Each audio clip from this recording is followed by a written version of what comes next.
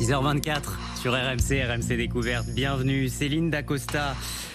On va plonger ce matin. C'est plonger rafraîchissant, hein. sous les océans, Céline. Alors, il y en a 5, hein, c'est ça? Oui. Atlantique, Pacifique, Indien, Austral. Et le dernier, Il m'en manque un. les garçons le savent, hein, tout à l'heure on Arctique. l'a révisé. Ah bah oui, évidemment. Effectivement, et ça évidemment. paraît dingue de dire Ben, il y en aura peut-être un 6e. exactement Qu'est-ce que c'est que cette qu'un histoire? 6e est en train de naître, et pourtant c'est bien ce qui est en train de se passer, et pas n'importe où en plus, hein.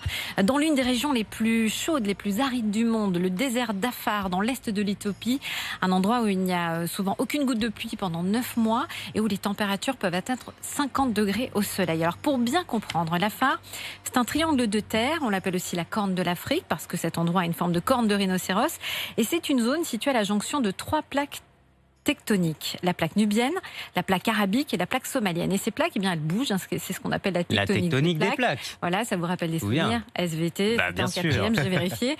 Et les volcans sont de grands acteurs des mouvements de terrain. C'est ce qui a précipité les choses en 2005, suite à l'éruption du volcan d'Abahu en Éthiopie, ce qui a provoqué des centaines de tremblements de terre. Le sol s'est soudainement déchiré, et une fissure qui se serait produite normalement en plusieurs centaines d'années s'est faite en quelques jours seulement.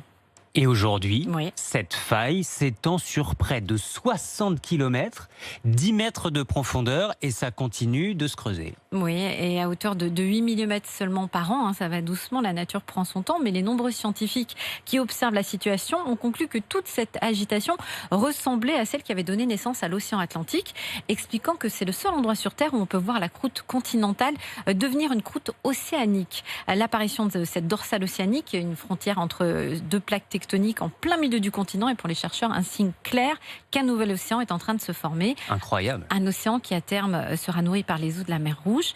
Et toute cette partie d'Afrique de l'Est, hein, la Somalie, une partie de l'Éthiopie, donc de l'Est de l'Éthiopie, du Kenya et de la Tanzanie, deviendra son propre petit continent. Alors par contre, nous on ne le verra pas, messieurs, je suis désolée de vous le dire, parce qu'il va falloir patienter au moins 10 millions d'années avant de pouvoir se baigner Oui, on ne sera dans plus là. ce nouvel Pas pour tout de suite. océan. On ne sera plus là. Merci Céline Dacosta. Mais quand on se baigne dans l'océan, vous savez combien de bactéries on avale?